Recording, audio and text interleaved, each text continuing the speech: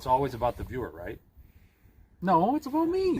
No, that's not your attitude. It's about the viewer, and so. Oh, I wouldn't see that.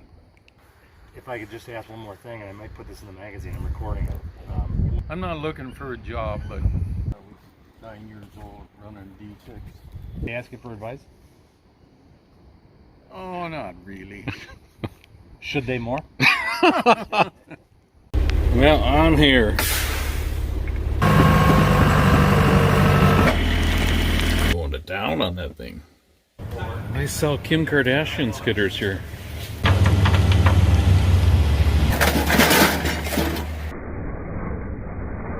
First time I've ever driven this thing.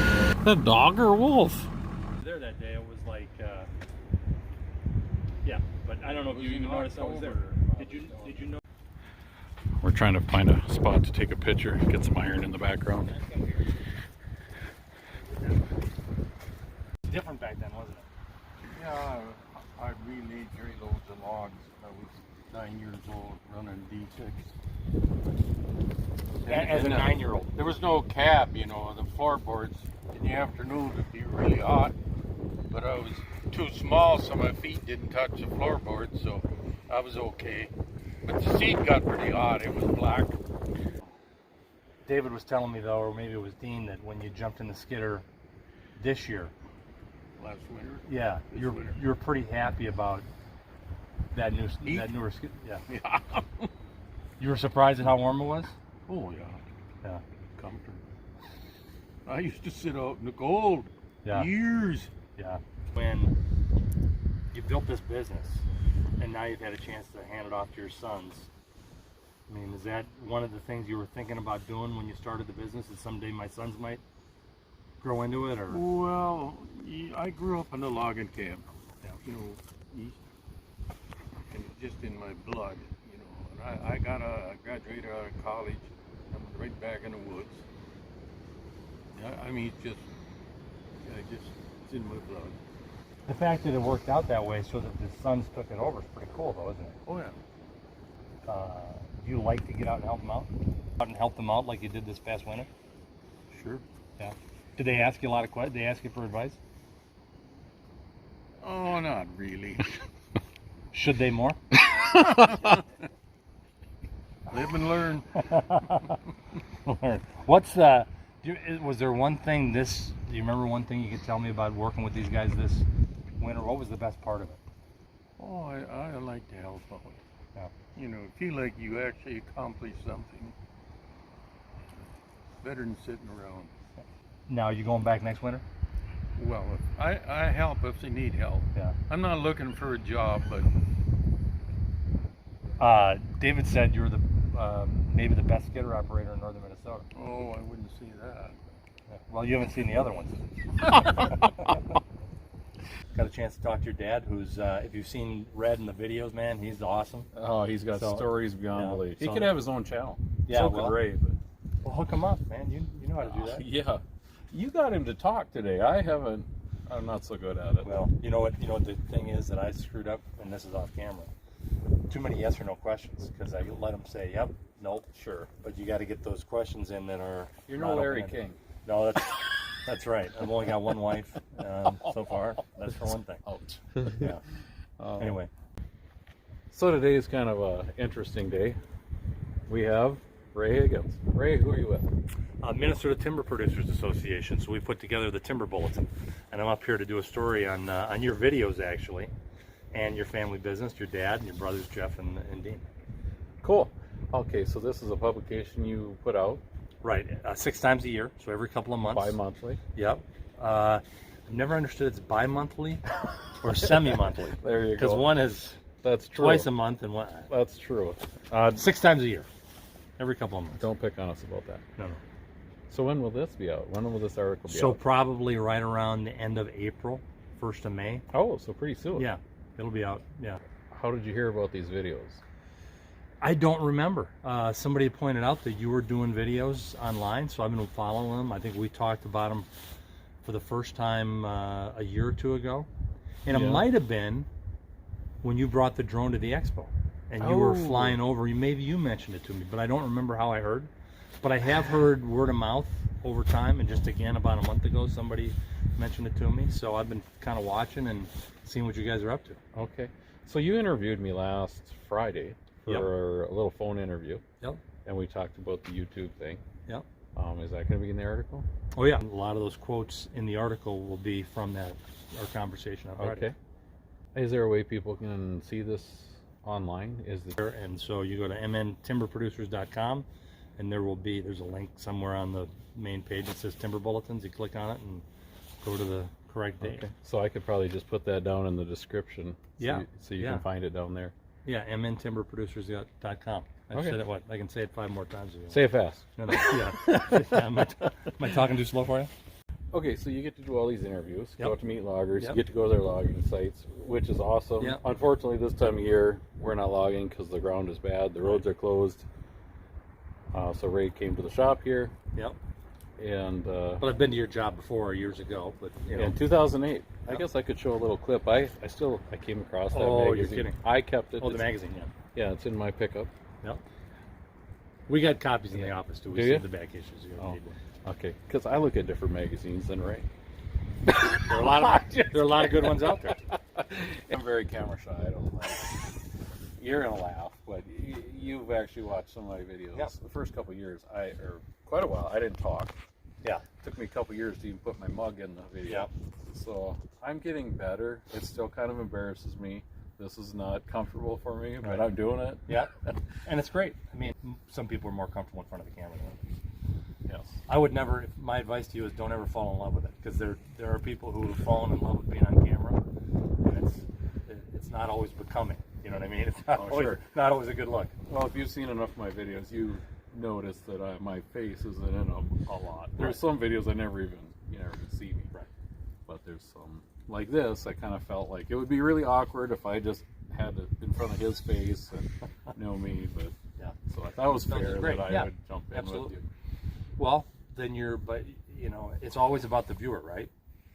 No, it's about me.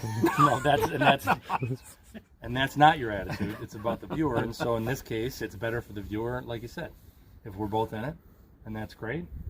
But like you said, you're not doing it for you; you're doing it for the viewer, and that's the important thing to keep the viewer in mind. If I could give you any advice. All right, I take advice. There you go. Yeah, but you know what? I'm married. I take advice Yeah. all the time. Yeah. I'm kidding. From the looks of it, you don't need my help though. You're doing great without me, without ever having talked to me about it. So. Yeah, there's a lot of room for improvement here. So We always and do. Dean sneezed in the background. Are we gonna have to? I thought he went inside. Jeez, did you just? Well, the good news is sneezing is not a symptom of the coronavirus. So Yeah, but he spit this way. yeah, The wind still, it's not. pan over to him. You're on camera. All right. Okay. Is that enough? All right. All right, man. Thank you for doing this. Yeah, Appreciate not a problem. Elbow bump again. No, it. We should call this a wrap. Yeah, thank me for doing it and then do that. So No. Thanks for coming up and doing this, Ray. Thanks for doing this interview. Yep. Appreciate it. Great. Thank you. That's a wrap. Unless you have something else to say. Do I get to do what is it? The outro? Yeah, what is it? Thanks for watching. See you next time. Is that it? No. What is Come. You're worse than Wade. You know what the thing is that I screwed up, and this is off camera. Hey, thanks for watching. Have a nice day, Mitchell. Thanks for watching. Yeah. Have a great Day. Have a great day. Oh, thanks for watching. Have a great day. Ray. Yeah. Have a day. Wade. Hey. Anyway, what else do you do with the TPA? We're just trying to help folks with their businesses. So we talked about the North Star Expo. It's the largest logging equipment show in Minnesota, and so we put that on every September. I've got a couple videos of that too. Yeah, and that's where you brought your drone there, and that was pretty neat. We lobby at the legislature. We talk about laws and legislation that can help the forest products industry as a whole. We get involved with folks who have questions about their business. This morning on my way up here, a guy called about, so we're in the middle of the coronavirus, right? His CDL's coming to expire. His health card is expiring. Oh. So he's got to get it renewed, right? But it's kind of hard to get a health card right now because doctors aren't seeing patients that aren't involved in the coronavirus. So, and that's what I told them. The Federal Motor Carriers and Safety Administration, FMCSA, has issued guidance that all those health cards are there's a waiver until June 30th for now. Oh. And they'll waive it longer if they have to. But if your health card's coming up like this guy on April 30th, he doesn't have to get it renewed right away because, frankly, it's so hard to get an appointment right now, right? Impossible, yeah. So, dealing with issues like that in a variety of ways. How are we going to do our log safe and our MLEP training this year? The spring conferences have been canceled, and so that whole thing is coming to a head right now. So, yeah, we got to take so much education every year. you did a video on that. I did. Yep. There's a video on that Hey. if you want to go back and look to see what he's talking about. He does a About better year- job of promoting about a my year channel. ago. Yeah, so that's all been messed up this year. Yeah. It's kind of been postponed to the fall by the sounds of it. That's the way it's looking. So the spring logger conferences, Play it by ear. were already rescheduled once, and now I got an email this morning that there will not be spring logger conferences this year, and there's going to be some online training, and we'll see how it goes. Hopefully, we'll all be through the virus thing. I think if we get a little- Oh, my tipping it No, down. you're doing good. We've got a camera operator here now. My tripod's only a bipod. So there'll be some online training this year. Okay. We're going to try to put together. And That's a good so idea. Hopefully, a lot of loggers love that. A lot of loggers don't. I mean, loggers would appreciate the opportunity to not have to go to the training and take it in their own home. Others don't like computers, and that's understandable too. I mean, that's not an option that they want to take advantage of. So, but with so many people to deal with, try to make it workable for everybody, and it's not always. We are possible. 6 feet apart too, just so you know. Well, probably actually back here. But Excessively long arms. That Yeah. would be. It's all on the camera. Yeah. So, there's all sorts of stuff we work on in the office and whatever Okay. comes up. Cool. Well, thanks for doing all that. All right, man. I'm not going to shake your hand. Sorry. Yeah, well, we've done it many times in the past. Yes, I'm sure we we'll have have. many other opportunities. I hope but, so. but it's great to be here and Yeah, see thanks with for you guys, and glad to help you guys out. Well, I should just tell you, I consider it an honor for you to come. I appreciate that. And do this. I do. I think it's an honor. Thank you. And not you everybody. do a good job. Thank you. Not everybody likes to do it because they, want to stay out of the limelight, maybe. But other people other people don't mind, and I'm always appreciative when folks agree to do it, and I really appreciate you guys spending some time with me this morning. And like you said, we were on the phone, last week, and Dean and I and Jeff and I are going to communicate as well. So, I remember. Do you know Elmer Dobbs? I've heard of him. No, I don't know. So Elmer would be about 85 now. When I met Elmer on one of these stories, it was like 30 below up there, and he was running Dozer, and I went to take his picture, and he jumped, and I'm wearing everything I own. He jumped out of that thing dressed not much warmer than you are right now. He might have had some cotton gloves and a windbreaker on. I said, "Geez, Elmer, are you cold?" He went, "No, I'm fine." But I grew up in Edina, and he grew up in Little Fork, so it's a little bit different, a little bit different deal. You guys are a little bit tougher than I am growing up in the Twin Cities. So I appreciate you doing this for us. Okay, so what are some of the articles that you've done? It's one of the best things about my job is that I just want to make sure we can see you. No. Yeah, you're. I don't care if I'm in that's it. right. One of the best things about my job is days like today where I get out of the office and go see folks on their logging job, and so it's things like, and there are so many family businesses like yours where it's second, third, fourth generation guys. Their dad did it, their uncles did it, similar to you. But then there are twists like you guys have where you've got this profile of YouTube videos that kind of makes it a little bit different.